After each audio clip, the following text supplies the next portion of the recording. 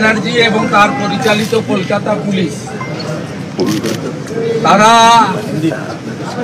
আজকে যে শিক্ষাটা পেলেন, আমি আশা করব এই শিক্ষা পাওয়ার পর থেকে আপনাদের তো দোকান কাটা, লাজ লজ্জা কিচ্ছু নিয়ে আমরা জানি।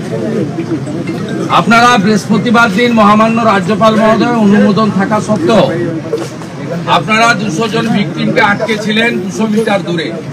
এডিসিপি কি খালিদ মিরাজ না কি নাম আছে ওর নেতৃত্বে এবং ইন্দিরা মুখার্জির নেতৃত্বে আপনারা লিডার অব অপোজিশনকে এখান থেকে 100 মিটার দূরে ডবল গার্ডেল দিয়ে আটকে ছিলেন। তারপরে কলকাতা হাইকোর্টে আমি যেতে বাধ্য হই মহামান্য বিচারপতি মাননীয়া অমৃতা সিনহার এজলাসে। সেখানে যা যা হয়েছে লাইভ ভিউতে সবাই দেখেছেন, কিভাবে রাজ্যের রেজি কিশোর দত্ত মিথ্যা কথা ওখানে বলেছেন যে এলওপি আসার সূচনা ছিল না, আটকানো হয়নি, কত বড় বড় মিথ্যা কথা। এবং তারপরে অর্ডার আপলোড হয়েছে। অর্ডার কি হয়েছে সবাই জেনেছেন। মহামান্য রাজ্যপাল মহোদয় রাজভবন থেকে সেদিন বলেছিলেন রাজ্যপাল গৃহবন্দী, ও তিনি বলেছেন ভিকটিমরা এখানে আসবে, যতক্ষণ না ভিকটিম আসবে ততক্ষণ রাজ্যের পুলিশ মন্ত্রী অ্যাজ ওয়েল অ্যাজ চিফ মিনিস্টারের জন্য রাজভবনের দরজা বন্ধ। সেদিন তারা বলেছিলেন গেট থেকে কলকাতা পুলিশের যে টিম সেদিন দায়িত্বে ছিলেন তাদের অবিলম্বে সরাতে হবে। আমরা কৃতজ্ঞ মহামান্য রাজ্যপাল মহোদয়, আজকে উনার সানডে অনেক শিডিউলের মধ্যে উনি আমাদের সময় দিয়েছিলেন। আমরা 106 জন ভিকটিম এবং লিডার অব অপোজিশন আমি মহামান্য রাজ্যপাল মহোদয়ের কাছে গেছি এবং মহামান্য রাজ্যপাল মহোদয়কে একটা 10-12 মিনিটের শর্ট ব্রিফিং দিয়েছি, রিটিন ডকুমেন্ট দিয়েছি এবং যা যা ঘটেছে ভিডিও ফুটেজ পিডিএফ সমস্ত কিছু আমরা এবং স্টিল পিকচার সমস্ত মহামান্য রাজ্যপাল মহোদয়কে দিয়েছি।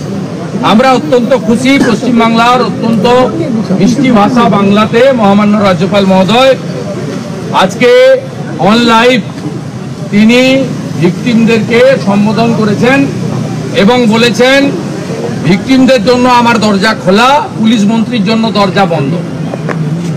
এবং কলকাতা পুলিশের যে টিম বৃহস্পতিবার অসভ্যতামি করেছে বিনীত গোয়েলের নির্দেশে মমতাকে খুশি করার জন্য, তাদের অবিলম্বে এখান থেকে চেঞ্জ করার নির্দেশ রাজ্যপাল মহোদয় দিয়েছেন। আমরা উনাকে উনার কনস্টিটিউশনাল হেড, উনার পাওয়ার কি আমরা জানি। উনি পঞ্চায়েত নির্বাচনে 8200 কমপ্লেন ওয়ার হাউস খুলে পাঠিয়েছিলেন, একটা তো অ্যাকশন টেকেন হয়নি, সেটাও পশ্চিমবঙ্গের লোক জানে। উনি আমাদেরকে কথা দিয়েছেন যে আমি শুধু স্টেট গভর্নমেন্টকে অ্যাডভাইস করা তা নয়, এবারে আমি আমার ক্ষমতা প্রয়োগ করে কেন্দ্রীয় সরকারকেও আমি সুপারিশ করব পশ্চিমবঙ্গে যেটা করা দরকার টু রেস্টোর কনস্টিটিউশন, মানুষের জান মাল নিরাপত্তা, তার জন্য আমি করব। আমি উনাকে বলেছি পশ্চিমবঙ্গের সংবিধানের 4টা স্তম্ভ আক্রান্ত, ল মেকাররা আক্রান্ত, অপোজিশন লিডার অপোজিশন এমএলএদের অ্যাসেম্বলি থেকে 5 মাস 6 মাস করে প্রত্যেক বছর সাসপেন্ড করে বাইরে রাখা হয়, বলতে দেওয়া হয় না। ব্যুরোক্রেসি আক্রান্ত, সব নর্মস ভেঙে রিটার্ন লোকদের এক্সটেনশন দেয়। একটা বড় অংশের আইএস এবং আইপিএস যারা মুখ্যমন্ত্রীর যারা বসংবদ নয়, চটি চাটেন না, তাদেরকে কার্যত গ্যারেজ করে উনি বসিয়ে রেখেছেন, ব্যুরোক্রেসি নিশ্চিহ্ন। জুডিশিয়ারি এখানে অ্যাটাক, সবাই জানেন জাজেদের কিভাবে উনি অ্যাটাক করেন, জাজের বাড়িতে পোস্টার ফেলেন। সেই কারণে মাননীয় মুখ্যমন্ত্রীকে 5 লক্ষ টাকা ফাইন করেছিল 2021 সালে মহামান্য বিচারপতি কৌশিক চন্দ্রের বেঞ্চ। কৌশিক চন্দ্র মহোদয় 5 লক্ষ টাকা কলকাতা হাইকোর্টের বারকে জমা দিতে হয়েছে, যেটা স্বাধীনতার পরে কাউকে দিতে হয়নি। শুধু তাই নয়, মিডিয়া যেভাবে অ্যাটাক হয়েছে সংবিধানের 4র্থ স্তম্ভ, সেটাও আমরা সন্দেশখালীর ঘটনা নিয়ে যেভাবে রিপাবলিকের রিপোর্টারকে কলার ধরে তুলে আনা হয়েছে, যেভাবে বিপি আনন্দের অ্যাসিস্ট্যান্ট ডাইরেক্টরকে এডিটর সিনিয়র এডিটরকে নোটিশ পাঠিয়ে বলা হয়েছে সকালে আসতে, একাধিক পোর্টাল ইউটিউবারের বিরুদ্ধে আক্রমণ করা হয়েছে, অন্যান্য চ্যানেল প্রিন্ট মিডিয়া আক্রান্ত হয়েছে।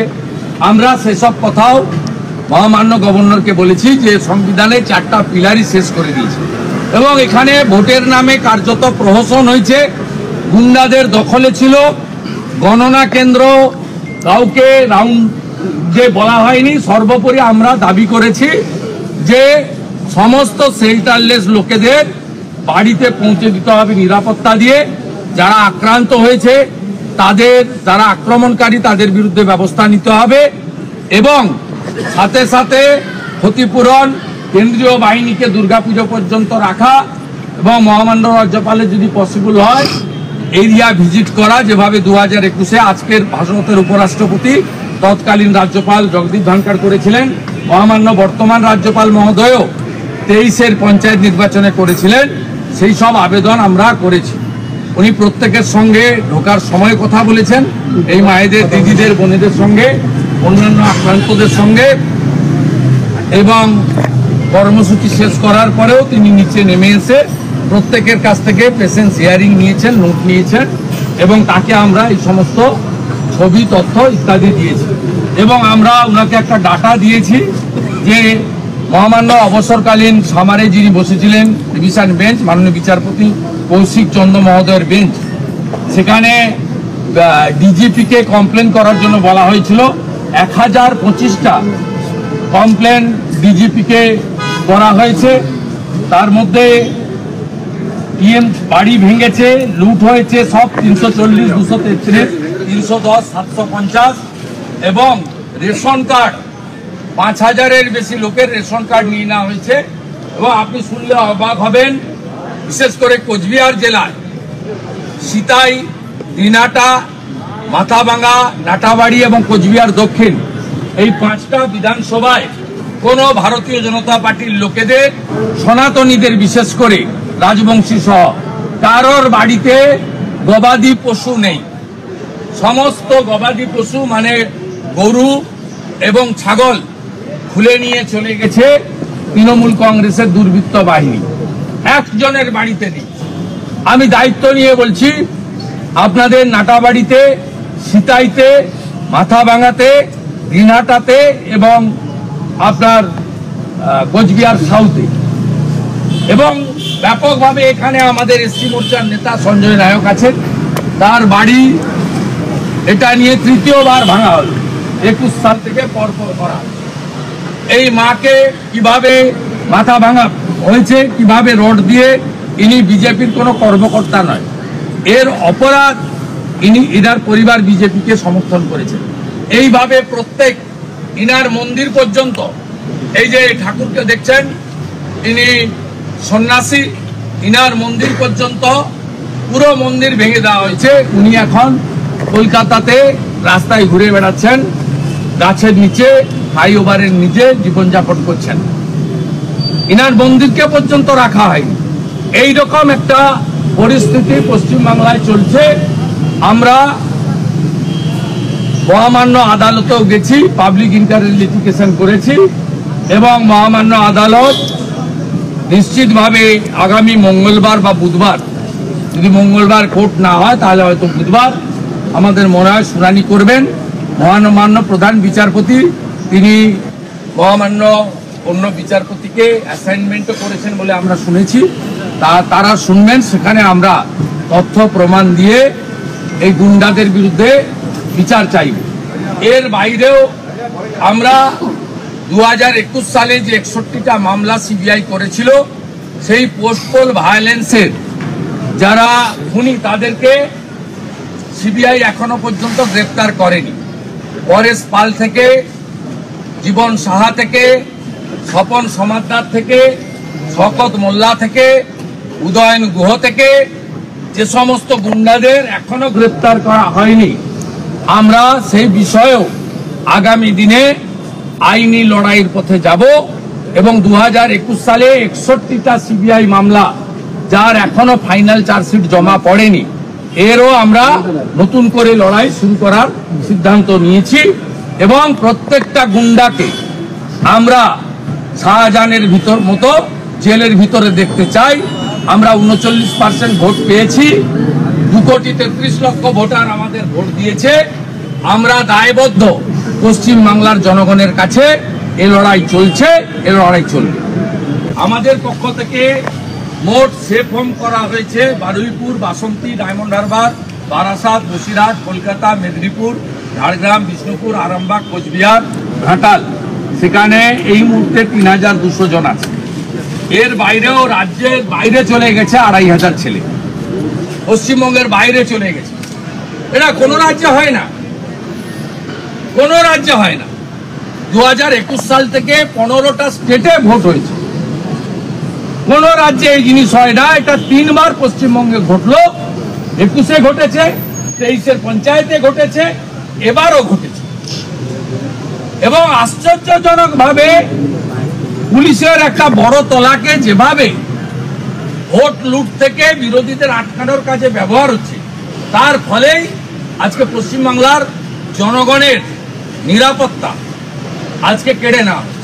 আমি কলকাতা পুলিশ কমিশনার দলদাস বিনীত গোয়েল, যিনি মোজা জুতো খুলে মমতা ব্যানার্জির বাড়িতে কালী পুজোর দিন প্রসাদ বিতরণের কাজ করেন, সেই বিনীত গোয়েলকে আমি চিঠি দিয়ে বলেছি, এখানে ভাইপো বসেছিল 5 দিন ধরে ধর্ণা দিয়েছিল, ঠিক সেম জায়গায় ভাইপোকে যেখানে অনুমতি দিয়েছে আমাকেও দিতে হবে। 19 তারিখ বিকেল 4টা থেকে আমাদের ধর্ণা চলবে, আমরা প্রত্যেক দিন ধর্ণা করব বলে জানিয়েছি। এবং তার উত্তর আমি আজ অবধি মেলে পাইনি।